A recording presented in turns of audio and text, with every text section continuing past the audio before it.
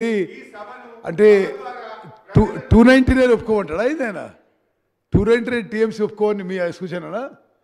సరే, ఒకటి అధ్యక్ష, ఆన్ రికార్డ్ నేను మళ్ళీ స్టేట్ చేస్తున్నా, వారు స్టేట్ చేసే మినిట్స్ తెలంగాణ సెక్రటరీ సంతకం పెట్టలేదు.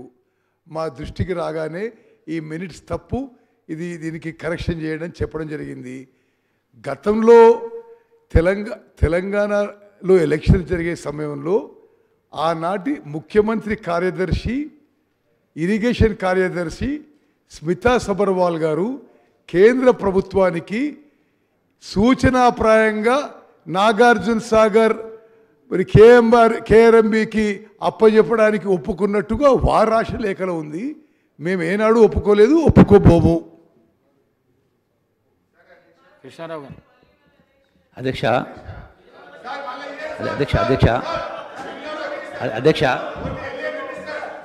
అధ్యక్ష అధ్యక్ష గౌరవ సభ్యులు హరీష్ రావు గారు మాట్లాడుతూ నేను శాసనసభకు రాజీనామా చేస్తాను అధ్యక్ష. నేను కూడా చేస్తాను అధ్యక్ష. నా ప్రశ్నకు సమాధానం చెప్తే అది వాస్తవైతే నేను కూడా చేస్తాను అధ్యక్ష. సమాధానం దాట వేస్తా ఉన్నారు అధ్యక్ష. అధ్యక్ష ప్లీజ్ 2 minutes అధ్యక్ష.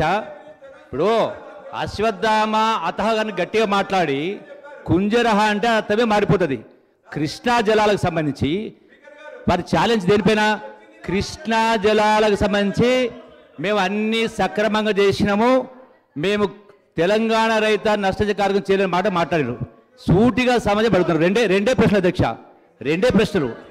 ఒకటి మొన్న హరీష్ రావు గారు మాట్లాడుతూ కూడా స్మితా సబర్వాల్ గారు ఇచ్చినటువంటి in principle we have agree to hand over the Krishna and Godavari కేఆర్2కి సంబంధించి హ్యాండ్ ఓవర్ చేస్తామని చెప్పిన అడ్డం జరిగింది అంటూ ఇంకో మాట మా గౌరవ మంత్రి గారు మాట్లాడిన సందర్భంలో హరీష్ రావు మధ్యలో అడ్డంకి చెప్తూ మీరు సగమే చదివింది, మిగతా సగం చదవలేన్నారు.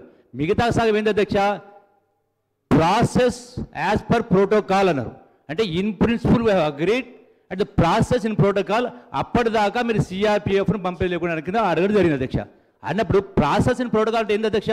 అంటే హ్యాండ్ ఓవర్ చేసే ప్రాసెస్ ప్రోటోకాల్ ప్రకారం ఒకటి. రెండవది అధ్యక్ష, బేసిక్ పాయింట్ మీకు రాష్ట్ర విభజన చట్టంలో స్పష్టంగా యాజ్ పర్ ట్రిబ్యునల్ అవార్డు స్పష్టంగా ఉంది.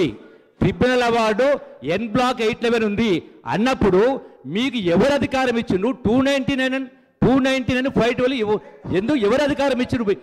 మనకెంత వాళ్ళకి అంత రేటు ఉంది. మీరు ఎందుకు దాంట్లో సర్కారు 6 సంవత్సరాలు? రెండవది సుప్రీంకోర్టు పోయారు. సుప్రీంకోర్టు మీరు ఎందుకు పోవాలి? బ్రిజేష్ కుమార్ ఇచ్చిన లేదు, ఓన్లీ స్టేట్గా బచ్చా అవార్డు ప్రకారం 811 ఉంది. మీరు కోర్టు పోయాల్సిన అవసరం లేకుండే, 299 512 అప్పచెప్పాల్సిన అవసరం లేకుండే.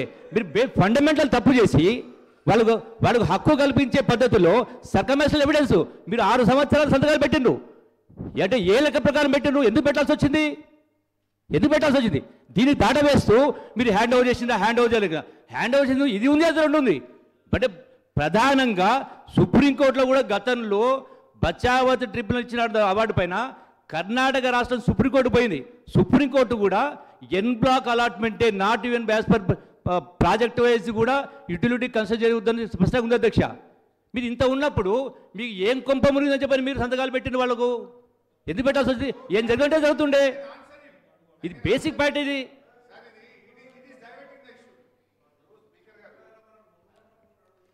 I can definitely answer each and every question of Mr. గౌరవనీయులైనటువంటి జూపల్లి కృష్ణారావు గారు. కానీ ప్రాబ్లం ఏమైతుందంటే నేను పీపీటీ మీద మాట్లాడాలన్నా ఈ మధ్యలో లేసే మంత్రులకు సమాధానం ఇవ్వాలన్నా? ఇప్పుడు జూపల్లి గారికి సమాధానం ఇవ్వాలంటే డాక్యుమెంట్లు ఉన్నాయి, ఆధారాలు ఉన్నాయి. I can answer him every point, every question I can answer. ½ an hour time అవుతుంది. ఇప్పుడు మాకు మీరు క్వశ్చన్లు వేస్తున్నారు, వాళ్ళు ఏం చేయాలి? మంత్రులుగా ఉండి నాకు క్వశ్చన్లు వేయబట్టి ఆన్సర్ చేస్తే ఓ బాధ, చేయకపోతే ఓ బాధ. నేను I can answer him, but problem is మీరు నా టైం కట్ చేసి పీపీటీ మీద మాట్లాడడానికి నా టైం పోతుంది. అందువల్ల దాని మీద నేను బయట ఆన్సర్ చేస్తాను. జూపల్లి గారు మొన్న ఆన్సర్ ఇచ్చిన బయట ప్రెస్ మీట్లో జూపల్లి గారు చెప్పే ప్రతి ప్రశ్నకు ఆన్సర్ చేస్తా, because I don't want to lose my time. అధ్యక్ష, ఈరోజు I'm coming to the PPT. First ఆ వైట్ పేపర్ ఫాల్స్ పేపర్ అని ఆధారాలు ఒక 4-5 మీ ముందు పెట్టాను. దానిలో ఉన్న తప్పులు చూపించాను. Now I'm coming to the PPT. అయితే బేసికల్లీ అధ్యక్ష, సభలో ఒక మంచి సాంప్రదాయం ఉండాలంటే అధ్యక్ష, బేసికల్లీ ఈ పీపీటీ ప్రభుత్వం పెట్టినప్పుడు ప్రతిపక్షానికి, ప్రధాన ప్రతిపక్షానికి కూడా పీపీటీకి అవకాశం ఇచ్చుంటే మేము కూడా స్పష్టంగా రాష్ట్ర ప్రజలకు అర్థమయ్యే రీతిలో చెప్పడానికి అవకాశం ఉంటుంది. కానీ బేసికల్లీ మాకు అవకాశం లేకపోవడం వల్ల వన్ సైడ్ ఆఫ్ ద వెర్షనే ప్రజలకు పోతా ఉంది, సభ్యులకు పోతా ఉంది.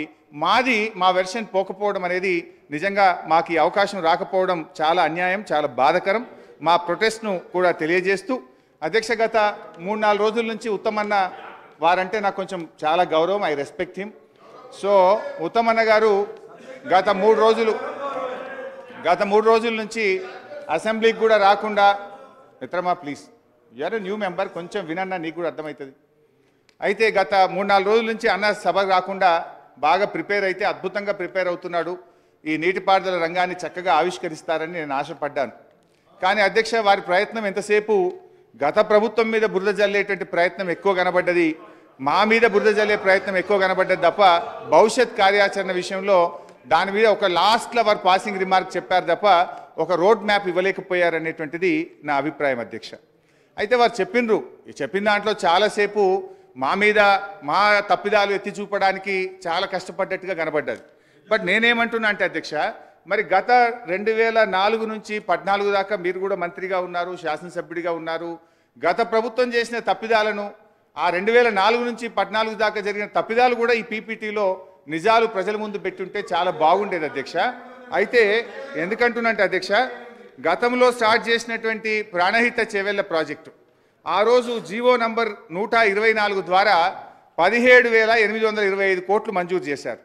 సంవత్సరంన్నర లోపే ఆ జీవోను మళ్ళీ మార్చి జీవో నంబర్ 238 ద్వారా 38,500 కోట్ల రూపాయలకు ప్రాజెక్ట్ కాస్ట్ పెంచారు. ఏమి పనులు చేయకుండానే 17,825 నుంచి 38,500 కోట్లకు పెంచారు. నంబర్ 1 అధ్యక్ష. నంబర్ 2, ఆ రోజు ఒక ప్రాజెక్టుకు 4 జిల్లాల్లో శంకుస్థాపన చేసిన ప్రాజెక్ట్ ఈ భారతదేశంలో ఏదన్నా ఉందంటే అది ఒకే ఒక్కటి ప్రాణహిత చేవెళ్ల ప్రాజెక్టు. 4 జిల్లాలో అప్పటి కాంగ్రెస్ ముఖ్యమంత్రి గారు జిల్లాకు ఫౌండేషన్ వేసి ఇక 4 ఏళ్లలో మీ కాళేశ్వరం ప్రాణహిత నీళ్ళు వస్తూ ఉన్నాయి, 4 సంవత్సరాల్లో తెలంగాణ సస్యశ్యామలం అవుతుందని చెప్పి మరి టీవీల్లో అడ్వర్టైజ్మెంట్లు, పేపర్లలో ఫుల్ పేజ్ యాడ్లు ఇచ్చారు.